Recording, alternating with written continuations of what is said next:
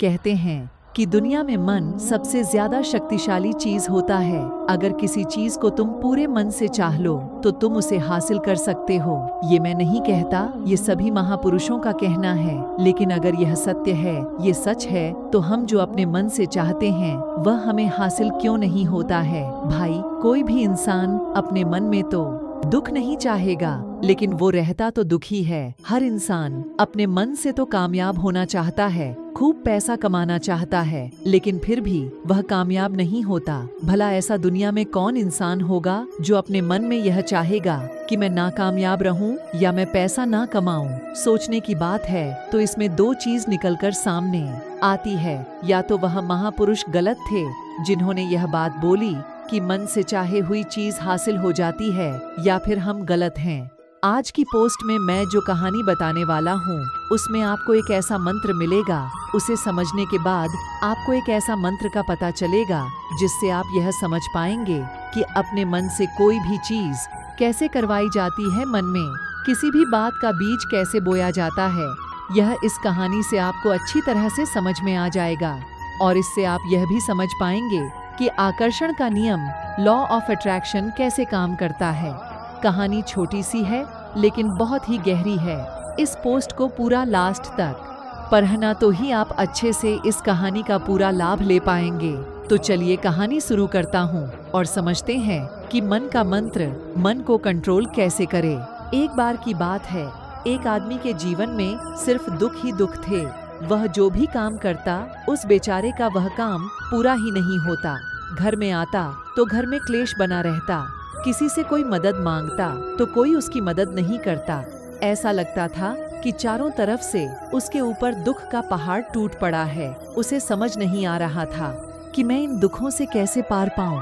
वह दिन रात यही सोचता रहता था कि अपने दुखों से छुटकारा कैसे पाना है। इसी कारण से वह रात में सो भी नहीं पाता था। उसकी आंखों के नीचे बड़े बड़े काले घेरे बन गए थे जो इस बात का प्रतीक थे कि वह आदमी कितना दुखी है और कितना चिंतित है। कभी कभी तो उसके मन में आत्महत्या करने के भी ख्याल आते थे, लेकिन अपने परिवार की चिंता करके वह यह कदम नहीं उठा पाता। वह इतना दुखी हो गया कि उसने निर्णय किया कि वह इन दुखों से छुटकारा पाकर ही रहेगा। इसके लिए चाहे उसे कितनी ही मेहनत करनी पड़े, कुछ भी करना पड़े, चाहे अंगारों पर चलना पड़े, लेकिन इन दुखों से छुटकारा हासिल करके रहेगा। ऐसे ही एक दिन उसने अपने मित्र से पूछा कि मैं अपने जीवन को कैसे सुधारें। उसके मित्र ने उसे बताया कि तुम किसी बाबा के पास जाओ। बाबाओं के पास ऐसा मंत्र होता है जिससे सारे दुख मिट जाते हैं, जीवन खुशियों से भर जाता है और धन संपदा भी हासिल होती है। तुम किसी ऐसे बाबा को ढूंढ लो, बस तुम्हारा काम बन जाएगा। उस आदमी के मन में यह बात पूरी तरह से प्राइप्स गई कि कोई बाबा ही मेरा दुख दूर कर सकता है, और इसीलिए उसे किसी भी बाबा के बारे में पता चलता तो वह उस बाबा के पास पहुंच जाता, उस बाबा को अपनी समस्या बताता और उससे उसका समाधान पूछता और कहता कि बाबा, मैं कुछ भी करने के लिए तैयार हूँ, लेकिन मेरी इन समस्याओं से मुझे छुटकारा दिला दीजिए। आप जो कहेंगे मैं वह करूँगा, लेकिन मेरे जीवन को सुधार दीजिए। बाबा उसे कुछ टोने टोटके बताते थे करने के लिए और बदले में दान दक्षिणा ले लेते थे कि यह टोना टोटका करने के बाद तुम्हारे घर में सुख शांति बनी रहेगी, बस इस टोटके को पूरी विधि के साथ करना। वह आदमी घर लौटकर पूरी विधि के साथ टोने टोटके करने लगा, लेकिन बहुत टोने टोटके करने के बाद भी उसके जीवन में कुछ बदलाव नहीं आया। इसके विपरीत उसका जीवन और ज्यादा दुखी हो गया। जो भी बाबा उसे टोना टोटका देता था वह बदले में उससे दान दक्षिणा लेता था, जिससे उसका धन भी धीरे धीरे खत्म हो रहा था। इससे उसके जीवन में दुख और ज्यादा बढ़ गया। तब उसे लगा कि बाबाओं के पास जाने से तो मेरे जीवन में दुख कम होने की वजह बढ़ते ही जा रहे हैं, तो मुझे क्या करना चाहिए? बाबाओं के पास जाऊं या ना जाऊं? फिर एक दिन एक आदमी ने उसे बताया कि तुम अपने घर में किसी पंडित को बुलाकर हवन करवा लो, हवन होगा घर शुद्ध। जाएगा, कोई भी बुरी ऊर्जा होगी घर में तो वह घर से बाहर चली जाएगी। किसी पंडित को बुलाकर पूरे विधि विधान उसे मंत्र उच्चारण कराओ, हवन कराओ, जिससे घर में सुख शांति आए। उस आदमी के मन में यह बात बैठ गई और उसने एक पंडित को अपने घर पर बुलाकर हवन करवा दिया। हवन अच्छी तरह से संपन्न हुआ। बदले में पंडित ने भी अच्छी दान दक्षिणा ली और उसके बाद वह वहां से विदा हो गया। लेकिन कुछ दिनों के बाद उस आदमी को महसूस हुआ कि उसके जीवन में अभी भी कोई बदलाव नहीं आया है। अब वह आदमी पूरी तरह से दुखी हो गया और ज्यादा परेशान हो गया। अब तो उसे लगने लगा था कि मेरे जीवन में से दुख कभी खत्म ही नहीं होंगे, और यही सोच सोच कर उस आदमी का बुरा हाल हो गया था। फिर एक दिन उसे अपने मित्र से एक ऐसे बाबा के बारे में पता चला जो समाधान बताने के लिए कोई दान दक्षिणा नहीं लेता था। उस आदमी को लगा कि यह बाबा दूसरे बाबाओं की तरह नहीं हो सकता, क्योंकि यह तो दान दक्षिणा लेता ही नहीं, और अगर दान दक्षिणा नहीं लेता तो यह सच में कोई सिद्ध बाबा होगा। और यही सोचकर वह उस बाबा के कर उस आदमी का बुरा हाल हो गया था। फिर एक दिन उसे अपने मित्र से एक ऐसे बाबा के बारे में पता चला जो समाधान बताने के लिए कोई दान दक्षिणा नहीं लेता था। उस आदमी को लगा कि यह बाबा दूसरे बाबाओं की तरह नहीं हो सकता, क्योंकि यह तो दान दक्षिणा लेता ही नहीं, और अगर दान दक्षिणा नहीं लेता तो यह सच में कोई सिद्ध बाबा होगा। और यही सोचकर वह उस बाबा है। जब वह आदमी वहां पर पहुंचता है तो वह बाबा ध्यान में बैठे हुए थे। यह देखकर वह आदमी वहीं पर चुपचाप बैठकर ध्यान से बाहर आने का उनका इंतजार करने लगा। थोड़ी देर बाद बाबा ने आंखें खोली तो सामने एक दुखी और परेशान युवक को बैठे देखा। उसकी आंखों के नीचे काले घेरे देखकर ही समझ गया कि यह आदमी अपने जीवन से कितना परेशान है। उसे संबोधित करते हुए बाबा ने पूछा कि बच्चा, क्या चाहते हो? बाबा के पास क्या लेने आए हो?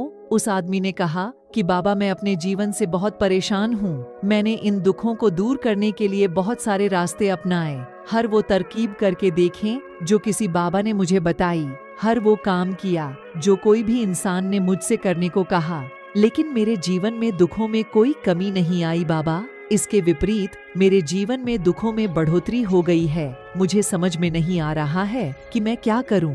कभी कभी तो मैं आत्महत्या करने की सोचता हूं, लेकिन मैं अपने परिवार की सोचकर मैं यह कदम नहीं उठाता हूं। मैंने आपके बारे में बहुत सुना है बाबा, और मैं बहुत उम्मीद के साथ आपके पास आया हूं।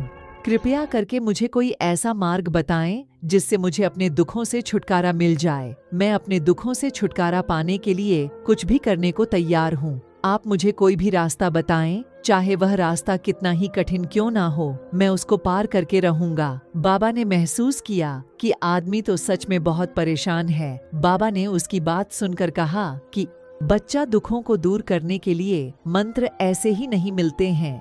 मंत्र पाने के लिए कुछ करना पड़ता है। तुम कुछ कर सकते हो। यह सुनकर पहले तो उस आदमी ने सोचा कि यह बाबा भी मुझसे दान दक्षिणा मांगेंगे, लेकिन और कोई रास्ता न पाकर उस आदमी ने कहा, बाबा, आपको जितना भी दान दक्षिणा चाहिए मैं देने के लिए तैयार हूँ, लेकिन आपका मंत्र सच्चा होना चाहिए, वह पूरा होना चाहिए, उसका फल मुझे मिलना चाहिए। उसके बाद मैं आपको जो भी दान दक्षिणा लेना चाहते हो मैं आपको दे दूंगा। बाबा ने कहा, दान दक्षिणा तो बहुत छोटी चीज है, मुझे वह नहीं चाहिए। इस पर वो आदमी सोच विचार करके बोला, तो बाबा, मैं अंगारों पर भी चलने के लिए तैयार हूँ, आप मुझे बस आज्ञा दीजिए। बाबा ने कहा कि अंगारों पर चलने वाली छोटी चीज में वह पूरा होना चाहिए, उसका फल मुझे मिलना चाहिए। उसके बाद मैं आपको जो भी दान दक्षिणा लेना चाहते हो मैं आपको दे दूंगा। बाबा ने कहा, दान दक्षिणा तो बहुत छोटी चीज है, मुझे वह नहीं चाहिए। इस पर वो आदमी सोच विचार करके बोला,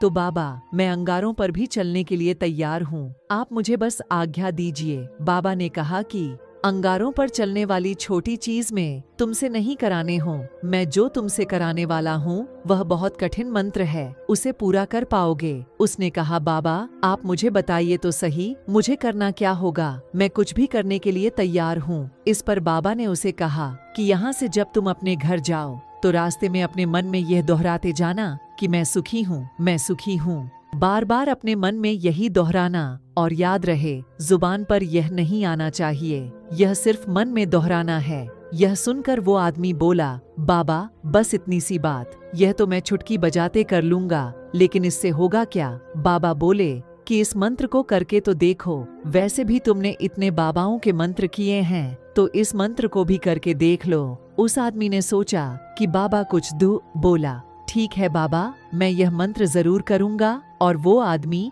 यह कहकर वहां से चलने लगा। लेकिन जैसे ही वह चलने लगा, पीछे से बाबा ने बोला कि बच्चा, एक बात याद रखना, जब तुम यह मंत्र अपने मन में दोहराना तो तुम्हारे मन में बंदर के विचार नहीं आने चाहिए, बंदर का ख्याल भी नहीं आना चाहिए, तो ही यह मंत्र सिद्ध होगा। आदमी बोला, मुझे तो आज तक बंदर का कोई विचार नहीं आया, तो अब क्यों आएगा? आप चिंता मत करिए बाबा, मैं बस मन में यही दोहराऊंगा कि मैं सुखी हूँ, मैं सुखी हूँ। इसके अलावा बंदर का कोई भी विचार मेरे मन में नहीं आएगा। यह कहकर वह आदमी वहां से चल देता है। वह अपने मन में मैं सुखी हूँ, मैं सुखी हूँ, यह दोहराता हुआ थोड़ी दूर ही चला था कि उसके मन में अचानक बंदर का ख्याल आ गया। बंदर का ख्याल एक बार आया और चला भी गया। लेकिन उस आदमी ने सोचा, आज तक तो मुझे बंदर का कोई भी विचार नहीं आया, यह आज बंदर का विचार क्यों आ गया? और ऐसे करके उसने उस बंदर के विचार को पकड़ लिया और यह भूल गया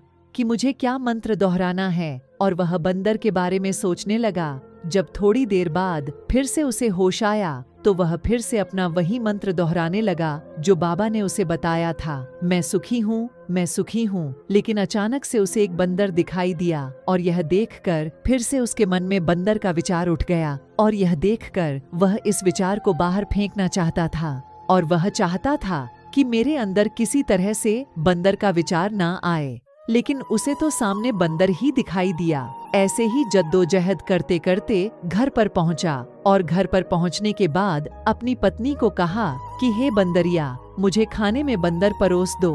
और जब उसे एहसास हुआ कि उसने क्या बोल दिया, तो वह अपने बाल नोचने लगा और दीवारों में सर मारने लगा कि आज तक मुझे बंदर का कोई भी विचार नहीं आया, और आज मुझे यह क्या हो गया है कि मुझे हर जगह बंदर ही बंदर नजर आ रहे हैं। यह कैसी माया है? यही सोच सोच कर वह आदमी रात भर सो नहीं पाया। रात भर करवटें बदलते रहा और सुबह उठकर सीधे उसी बाबा के पास पहुंच गया और उसके चरणों में गिरकर कहा कि बाबा, पता नहीं क्या चमत्कार हो रहा है, आज तक मुझे बंदर का कोई विचार नहीं आया, लेकिन कल से जब से आपने मुझसे कहा कि बंदर का विचार नहीं आना चाहिए, तब से मुझे हर जगह बंदर ही बंदर नजर आ रहे हैं। उस आदमी ने कहा कि बाबा, मुझे तो आपके पीछे पेड़ पर बैठा बंदर केले खाते हुए दिखाई दे रहा है, यह हो क्या रहा है बाबा? यह सुनकर बाबा हंसने लगे। हाँ, बच्चा मन का जाल एक ऐसा जाल है जिसे समझ पाना इतना आसान नहीं है।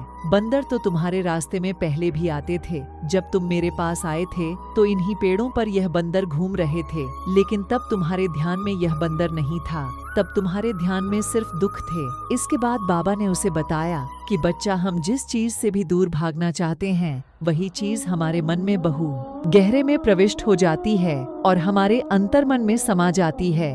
असल में हम जिस चीज से छुटकारा पाना चाहते हैं, उससे छुटकारा इसीलिए पाना चाहते हैं कि वह हमारे साथ बहुत गहरे से जुड़ी हुई है, और हम जितना ही उससे छुटकारा पाना चाहते हैं, वह उतनी ही गहरी हमारे मन में बैठती चली जाती है और आखिरकार हमारे अंतर मन में छा जाती है। ऊपर से तो हम चाहते हैं सुखी होना कि मैं सुखी हूँ, सुखी हूँ, हमारे होंठ भी यही बोलते रहते हैं, लेकिन हमारे मन में दुख समाये होते हैं। हमारे विचारों में हमारे मन में दुख ही दुख दिखाई देते हैं। इसीलिए अपनी जुबान से बार बार यह बोलने से कि मैं सुखी हूँ, मैं सुखी हूँ, हम सुखी नहीं होंगे जब तक यह मंत्र हमारे अंतर मन में प्रविष्ट नहीं होगा।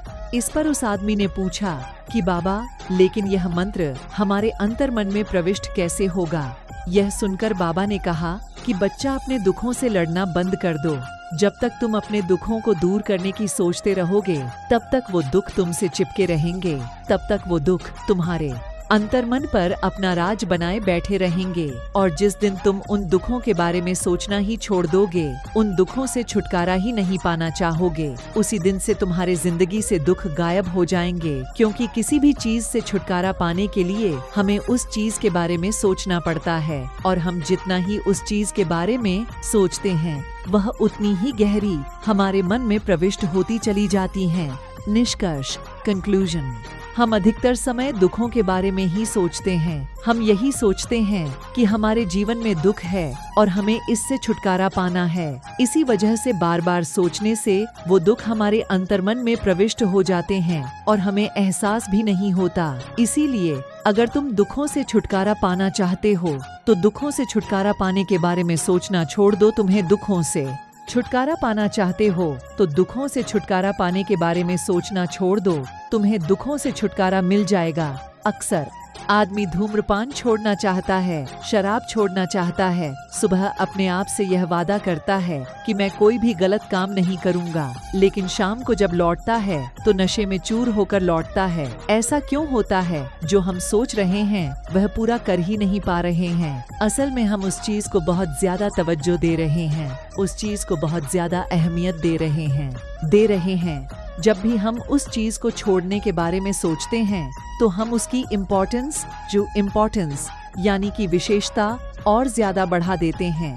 हमारा मन उस चीज के बारे में जितना ज्यादा सोचेगा, शराब या धूम्रपान छोड़ने के बारे में जितना ज्यादा सोचेगा, हमारा मन उतना ही उस चीज के पीछे ज्यादा भागेगा। हमें उस चीज से लड़ना नहीं है, बल्कि बिना सोचे गुजर जाना है। और अगर हम इस मंत्र को समझ लेते हैं तो हम अपने जीवन में जो भी पाना चाहते हैं उसे अपने अंतर्मन में डाल सकते हैं। और एक बार वो लक्ष्य हमारे अंतर्मन में बैठ जाता है तो फिर सफलता पाने में कोई समस्या नहीं आती, कोई दिक्कत नहीं आती। तो दोस्तों, कैसी लगी आपको यह कहानी?